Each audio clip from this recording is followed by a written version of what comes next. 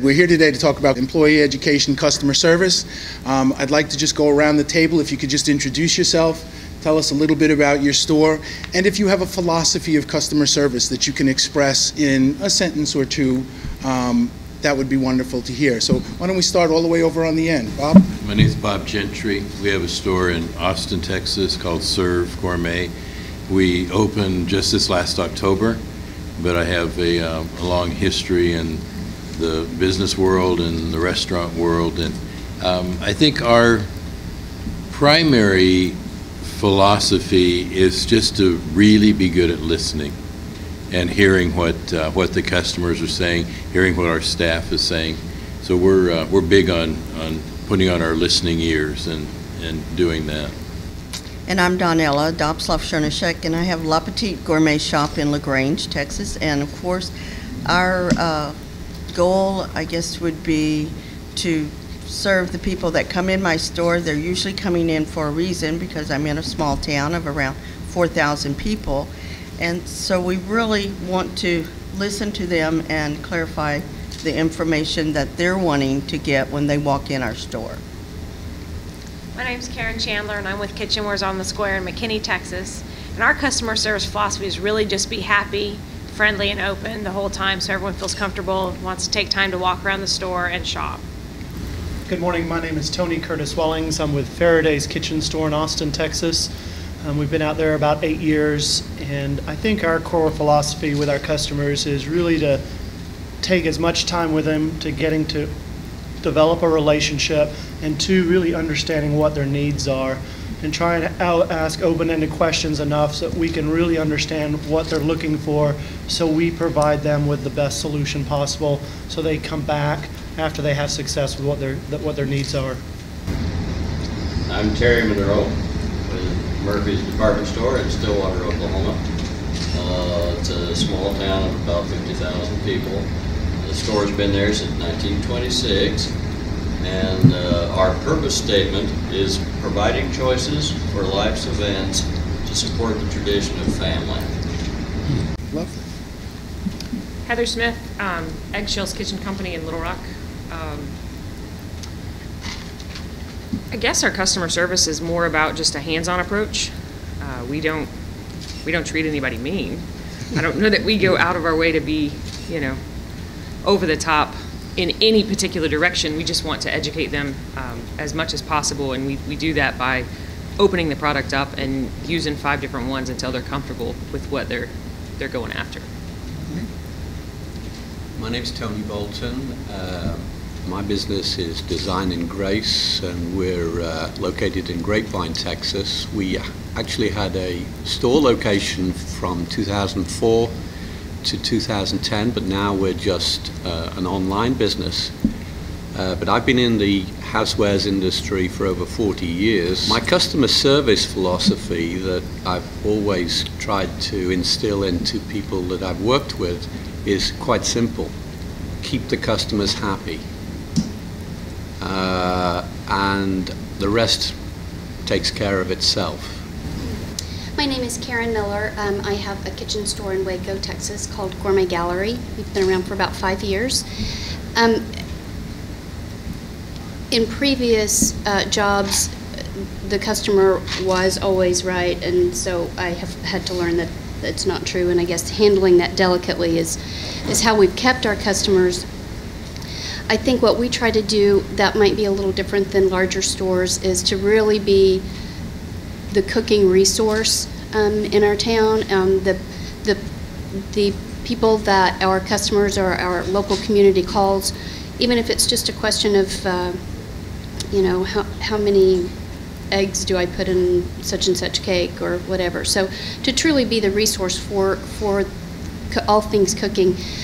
Our philosophy is that cooking brings people together, and that we want to help bring people together. My name is Paul Io. I own E's Kitchen in Lafayette, Louisiana. We've been open for 9 months now. Our philosophy is basically we want to share our passion for cooking with all of our customers. So I did the best thing I could. I hired my mom. And our actual motto is what we put on everything is we make cooking fun. Great. When we talk about educating your employees, I guess when we come to customer service, there's two levels of education. There's product knowledge, and then there's that customer service knowledge that you want them to have. I'd like to start first talking about product knowledge, because we all are in a business where some of the products that we sell are kind of technical. They require a little bit of explanation. So I'd like to ask you, and I guess we'll just kind of go in reverse now, where do you look for information?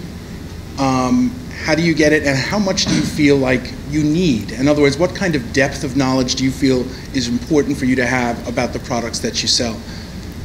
When it comes to the products, I'm actually the expert in the store. My mother's more of the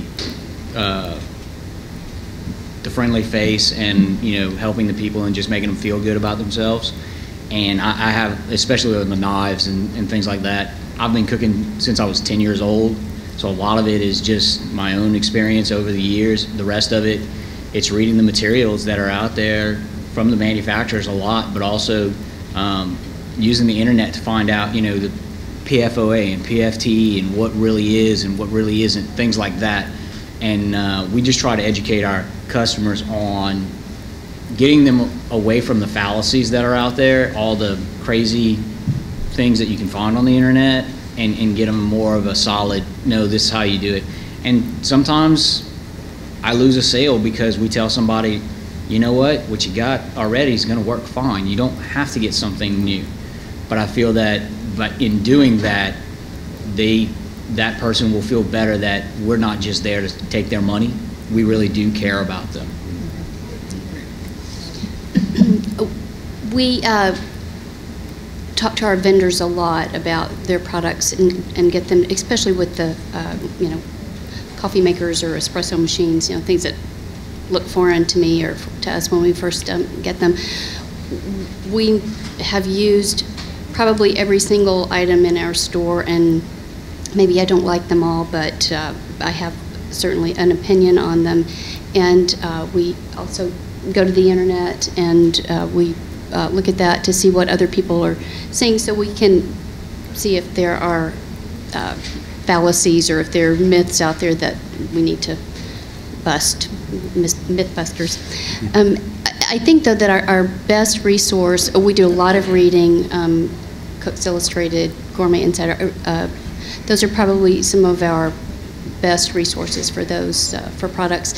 But we really do depend largely on our vendors to show us the ins and outs. Right. And there are two aspects to it in the cooking and kitchenware field, and that is the knowledge of the cooking side of things and the knowledge of the origins of the product, the engineering, the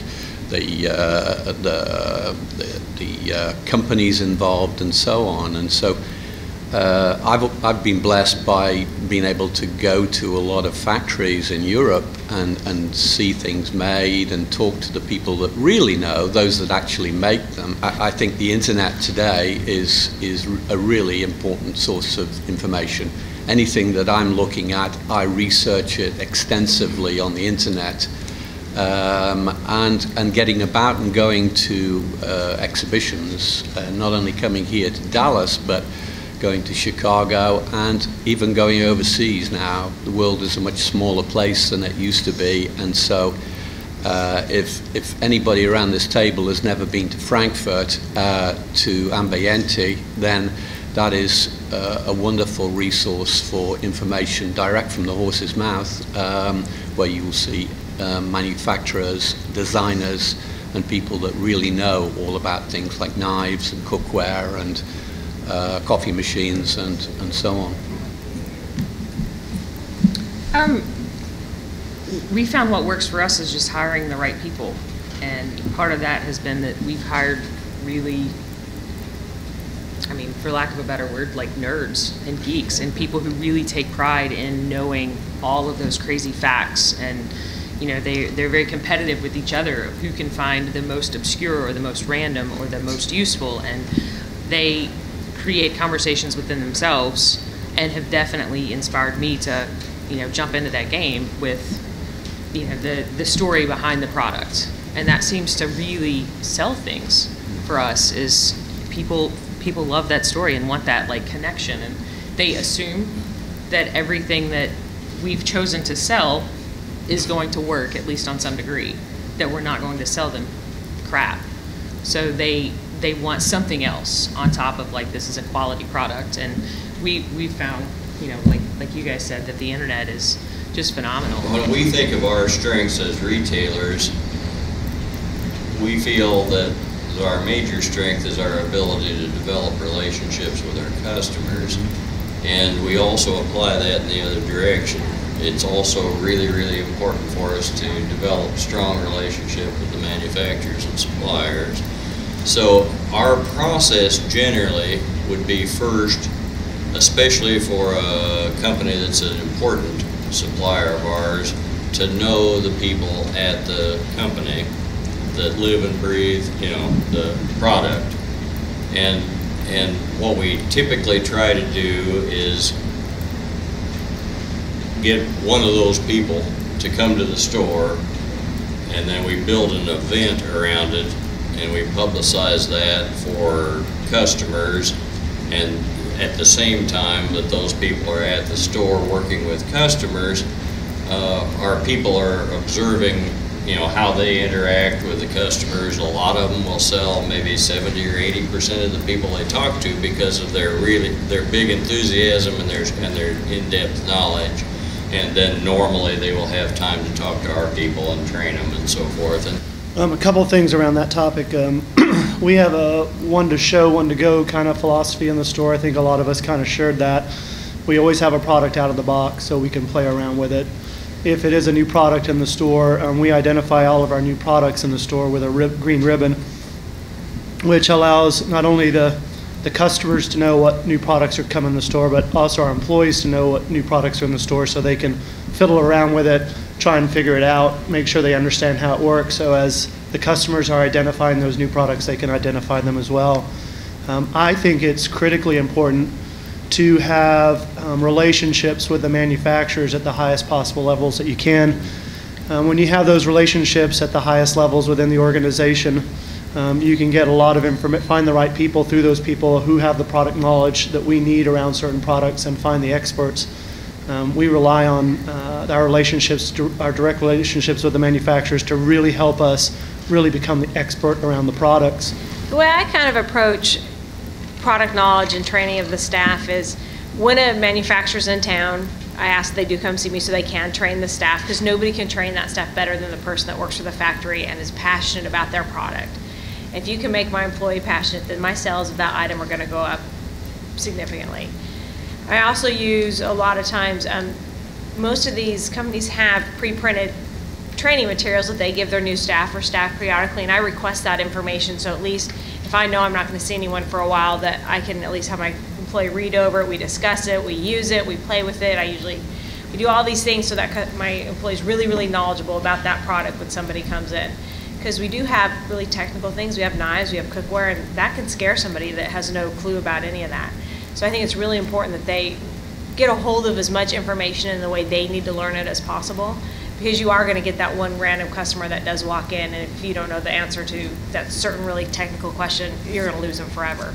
So I find having the manufacturers come in and visit, my employee will be here Sunday to visit with the guys that are here to get training while she's here, and just really utilize them when they're in town and try to get training. Because I've never had one say, oh, I'm flying in for a meeting here, and I say, well, while you're in town, can you come by and give us a store training? I've never had anyone say no, because they love that opportunity. They look forward to it. Okay. I depend a lot on my customers and my employees to tell me what's out there in magazines, media, and that type of thing. But where I probably get most of my information is through our trade magazines and trying to see what's new, because I feel like they're out there researching for us, doing a lot of this information, and I value reading that information and getting it. It saves me a lot of time. I am a night person, so I'm normally at my store till 10, 11, 12 o'clock at night. Well, I'm usually not on the internet.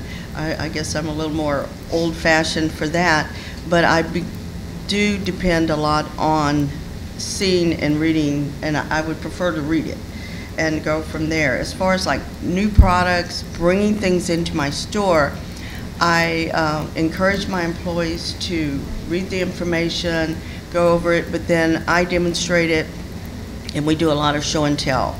And I guess my philosophy is more show and tell. I think a couple of things that we encourage, and one of them is that our employees are very much involved in gaining the knowledge that comes from, if it's from reading packaging and reading the information provided by a manufacturer, if it is researching it on the internet, we'll assign a particular product to one of our employees, which all of a sudden makes them feel important because you've entrusted them to actually do some of the research for the store.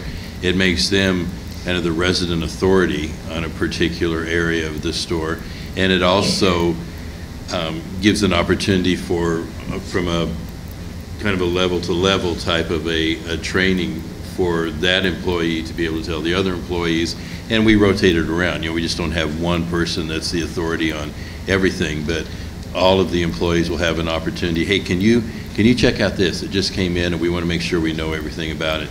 And the other thing we do is we try and have our people be very familiar with the ideas of features and benefits. You know, this one does this. This is boom, boom, boom, what it does. Now, the benefits of this one, as opposed to maybe what you've got at home or this other one that's $100 less, the benefits of going this direction are going to be this.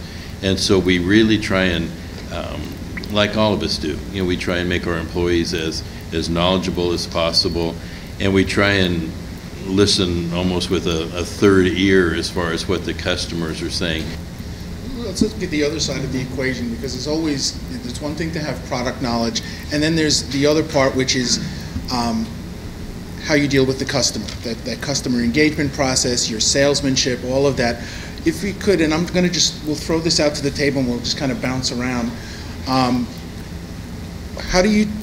What is it you want your employees to do in terms of dealing with your customer? How do you want them to approach that customer? And how do you train them? In other words, what policies, practices, procedures, is it informal, is it formal? How do you take on that employee training process?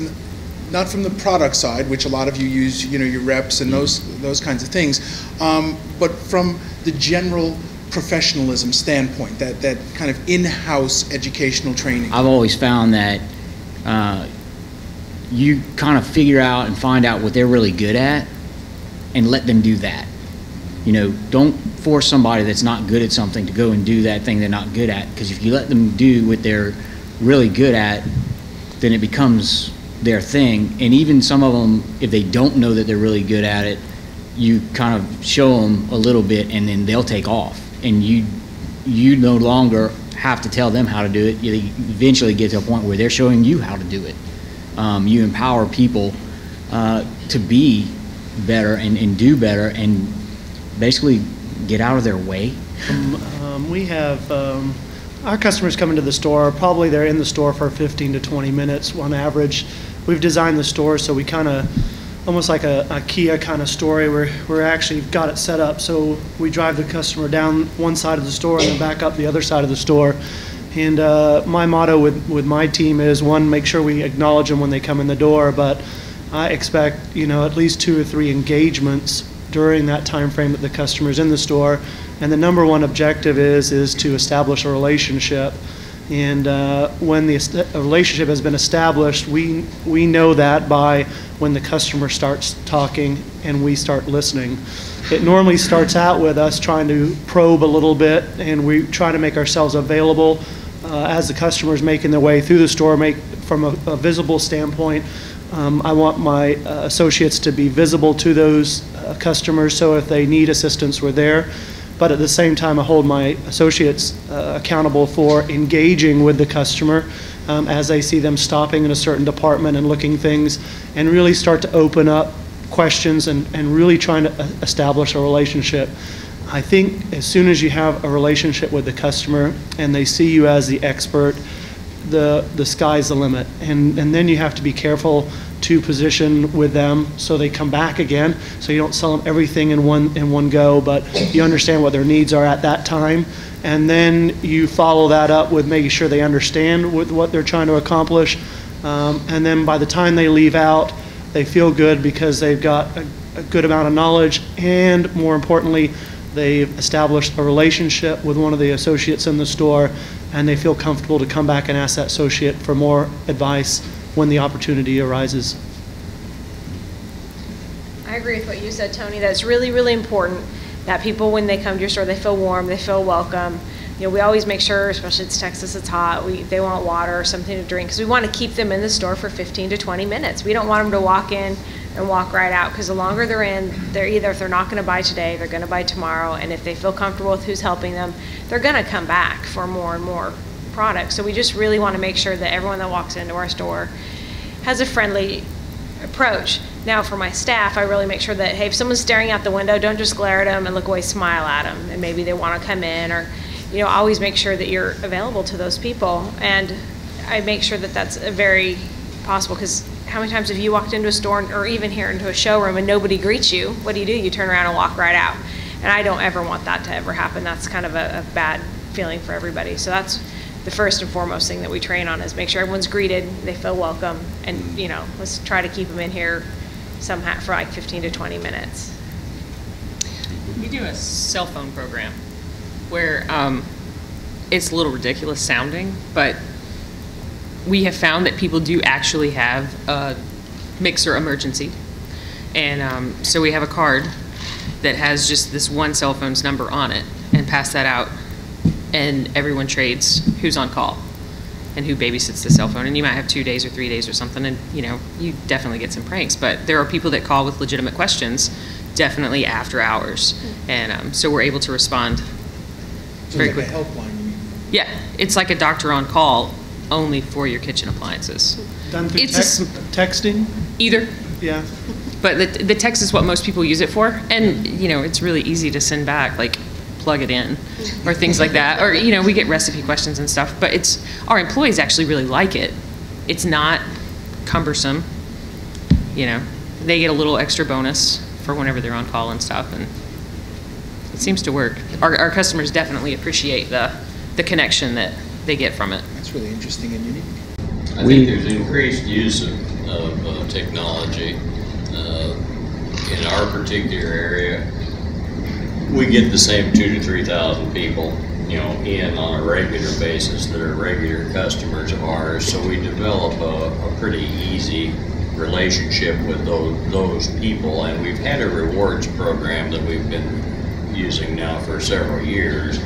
And some months, 60 to 70% of our total sales go through the rewards program. So when we sign somebody up on the rewards program, we just ask them when they check out, if they're a member of the rewards program. If not, we give them an opportunity to do that, pick up their email address and so forth, and other information like their birthday and their anniversary date and so forth. We enter that into the rewards program. That evening, they will get a welcome email that gives them a $5 off, $20 gift, $20 purchase on their birthday month. They get the same type of thing, the happy birthday this month. You get $5 off anytime during your birthday month off a $20 purchase. Do the same thing if we have their anniversary and so forth, and it's worked real well. I have been amazed. Our customers just stay around forever.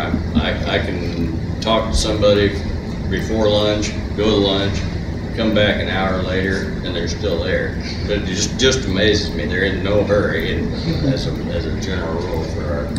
But I think the use of technology to kind of follow up and keep track, and once one of our people makes a contact, then everybody will know about it. When they're making a sale to somebody that has a birthday that month, it pops up on the point of sale. They can wish them a happy birthday and ask them if they want to use the credit. So that's one of the things that we do. Does somebody have a training practice that they use? In other words, is Monday training day or Tuesday training day? Do you have a specific day, or do you have a specific process that you use to spend time with the employees, to motivate, to re-engage, to get them to focus a little bit on customer service? Does anybody use any kind of techniques or have a practice, Danella? Well, in our town, small town, when the UPS man arrives or the FedEx guy arrives, all the employees are just, what are we getting? What's new? It's like Christmas. At that time, they're in a teachable moment. So I'm there and I'm saying, okay, what came in today?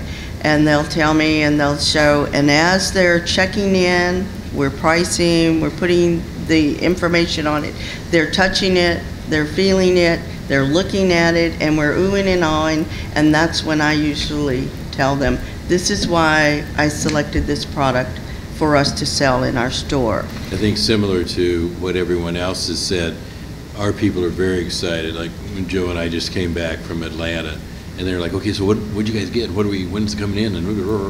And so just that engaging them in it is very, very important.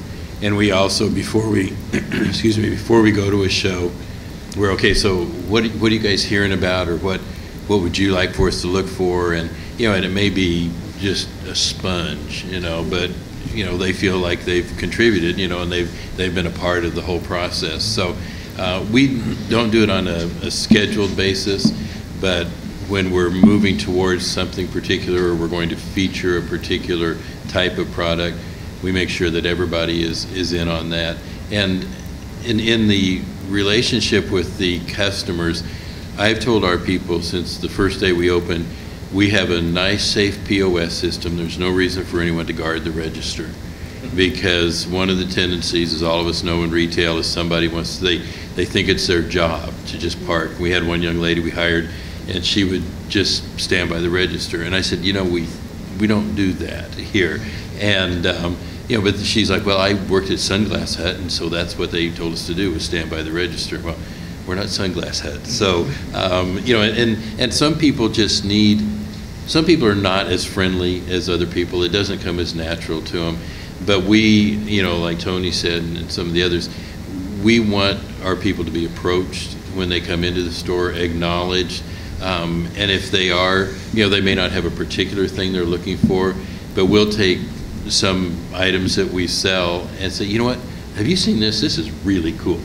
And people just to engage in a conversation, I think, is so vital, because in a lot of your bigger box stores and some of those, they don't get that. Every morning before we launch the day, everybody comes in and we always have a small mini meeting, maybe 5-15 minutes. What came in?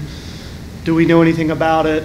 What's going, what are the new products on the floor? And we try and level set almost every morning with the associates that are there on what came in and what should be coming in and what to be on the lookout for. I pretty much set the expectations with them.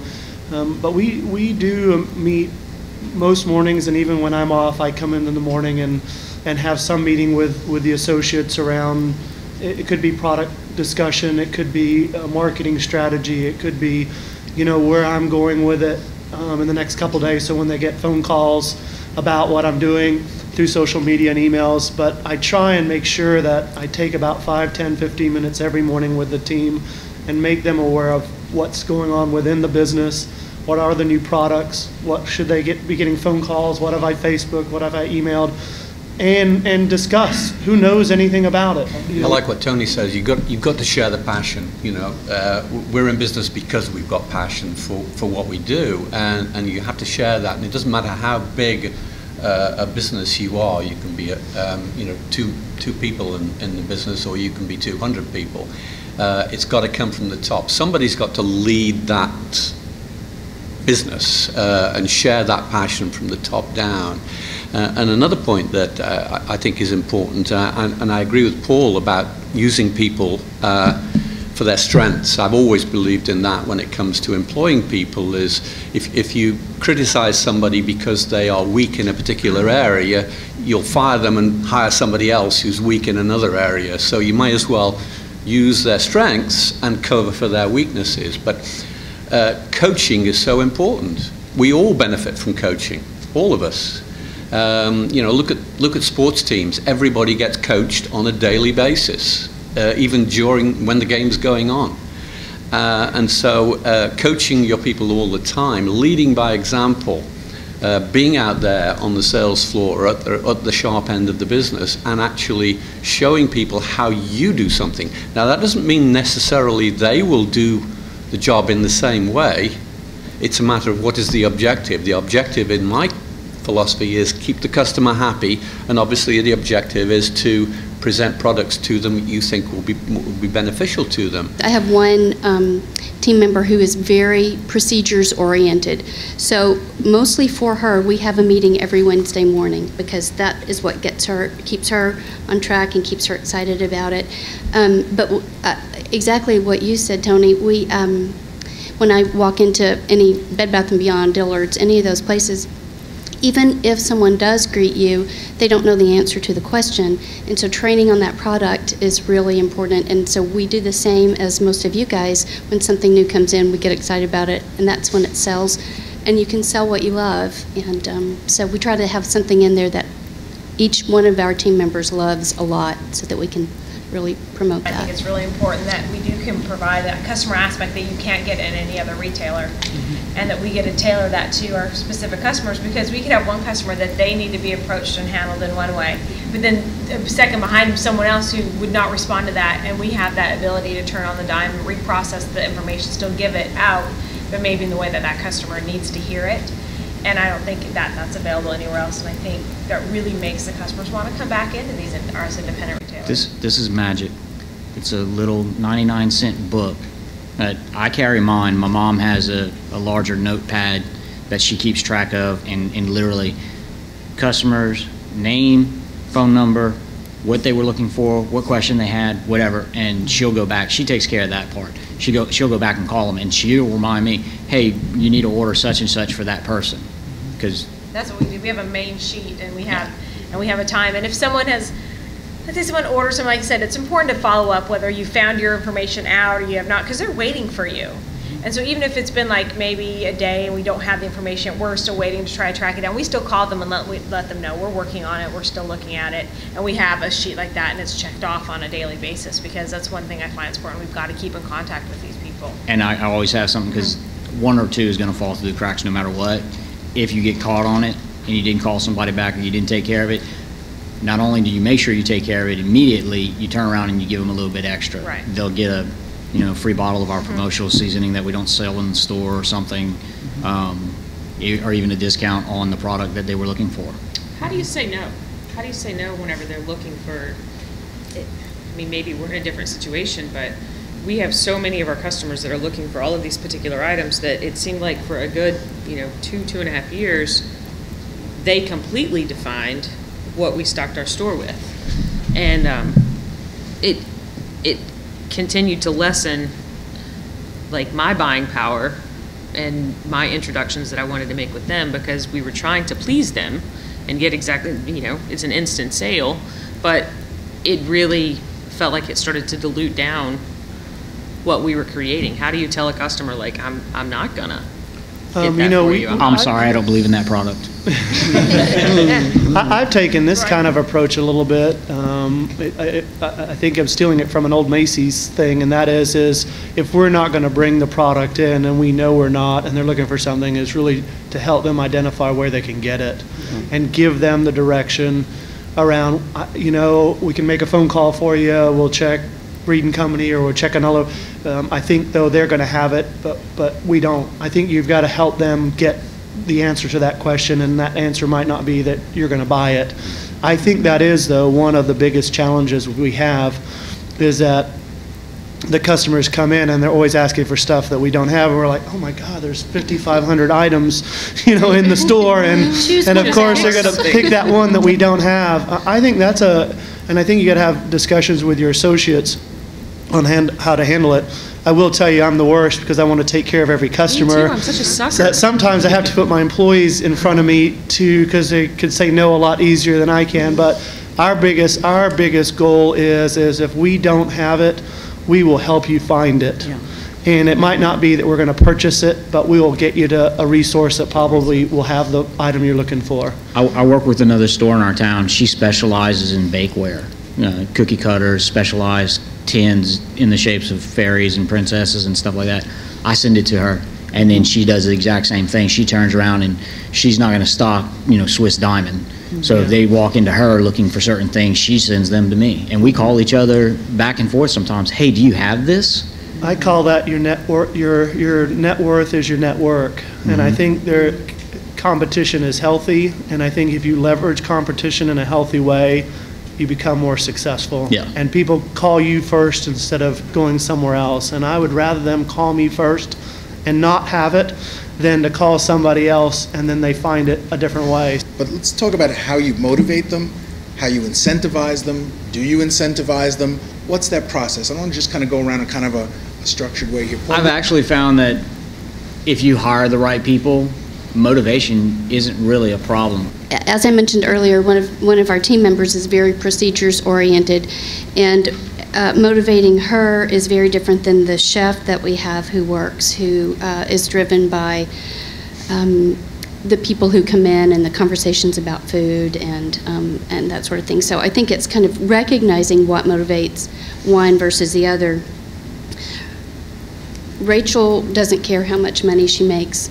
So, I mean, I could pay her minimum wage and she would be just happy, because if things were going in the process that they need to be going in, then everything would be great. Juanita, on the other hand, loves to have a little extra money in her bonus check, and so I compensate them differently. They know that. I mean, not everybody knows how much everybody else makes, but I was a recruiter a long time ago, and I learned then that different people want different things out of a job. Some of them want just money, and that's the primary goal. Some of them are there for the stimulation, but like Paul, I think the passion is what has to come from me, and then that hopefully we'll share it among with each other, and then wine at 5 o'clock. Well, generally, people go to work for a paycheck, but it's about having the right people around you. Any successful business, you surround yourself with people that are smarter than you are. To motivate them, you've got to share your passion with them, and you've got to share the vision of what you're doing. Those are really, they need to feel part of it. So I think it's about being open and honest, that they can trust you, that they share your vision, that they know where you're going. How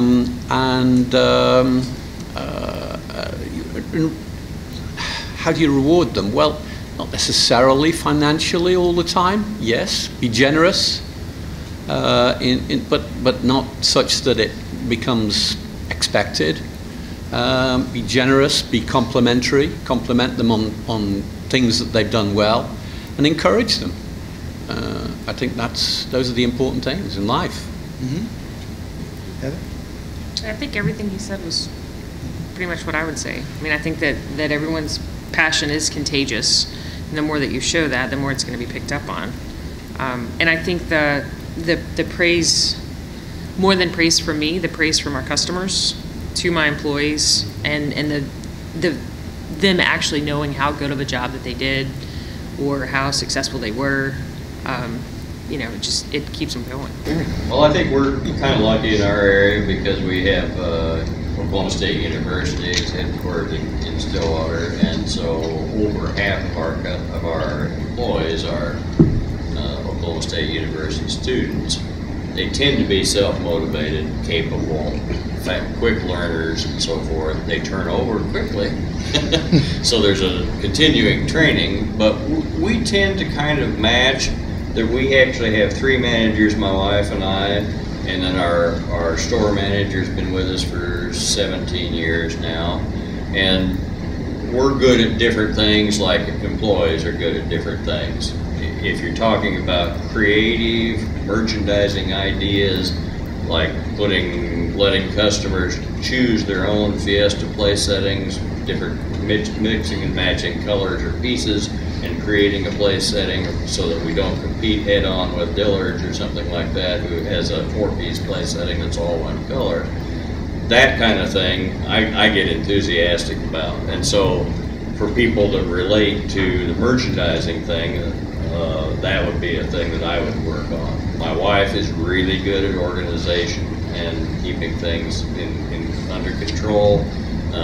Becky's really good at different types of things, and so we it's matching our enthusiasm, I think, to the employees, and seeing if we can't, motivate people in that way. I think one thing we lost about a decade ago was in a lot of the big businesses holding people accountable for what they do. And I think what we do is when I come up with a thought, and we're doing these Monday morning meetings, is we open for discussion and let people have input into where the business is going. I'm pretty much the ideas guy, and then I normally would come in the morning and said, hey, I'm thinking about this. What do you think? What do you think? I think involving them in the process creates them to be motivated on where the direction of the business is going. Tony mentioned leadership. I bring the leadership, and then I value their input into where we're going to take the program or the change in the store, and in getting them involved in it. I do believe that we are coin operated, and we come to work for a paycheck, and so there has to be a component of it that we reward people for job well done sales. We post on the back room our daily target every day for the month, and I update it about every couple days, and when we have good days, we recognize it. When we have a good month and we exceed our plan, which they know because they're attuned, because I'm asking them at the end of the day, how do we do, from the old restaurant business, what was food cost, but I call them at the end of the day, and when we do have a successful month, we exceed objective by 10%, I write them a check. And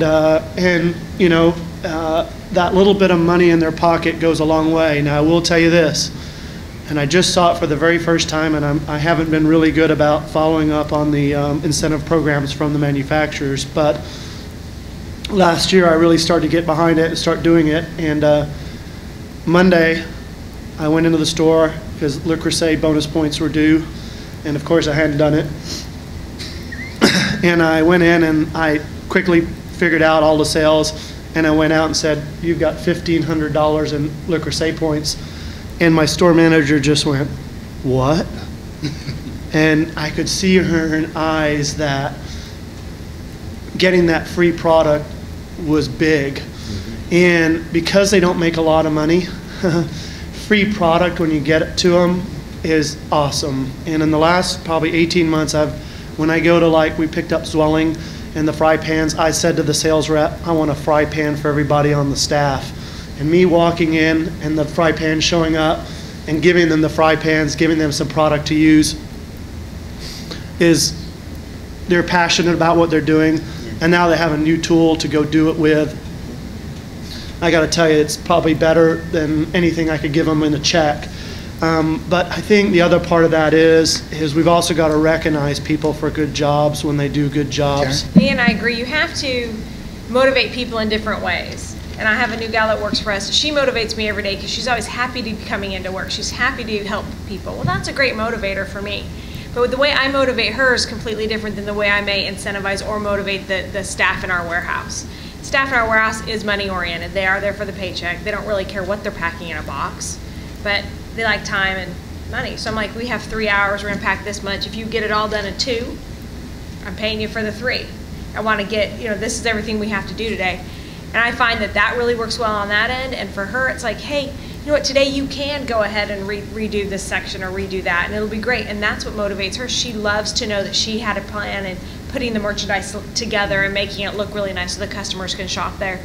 And that makes her happy as can be. She would rather have that than a fry pan or a paycheck. She just wants to know that her creative input means something to the store, and which is great because that's not my strong suit, which is, you want to hire people around you that do things better. Well, that looks great. I would never have thought that. It's way better than I could have ever put together. So I think motivating people on the way that they need to be motivated helps them stay motivated, but it also motivates you. And the young people know that I'm going to say, okay, today is the time to change in caps or change things. Well, their little minds are coming up with things that I could never dream of. And they're motivated in that way. But then on the other side, when a factory rep comes in and they're training and they're handing out some of their products to them, just to hear the young people, when they're talking to a customer, saying, I have one of these at home and this is what I'm using, that means a lot, not just to the customer, but it means a lot to me to know that they're in there for a future and for a job. Bob? Well, I think I would probably agree with about 99% of what everybody else said.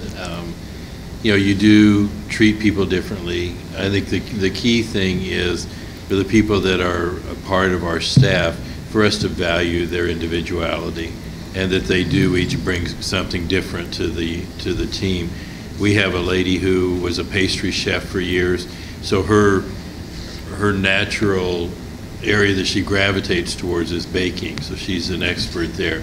We have a gentleman who's a fine dining chef, and so he has certain talents and abilities that other people don't. But we really do, and you get your people who are great at visual presentation, those who are a little more technical and that type of thing.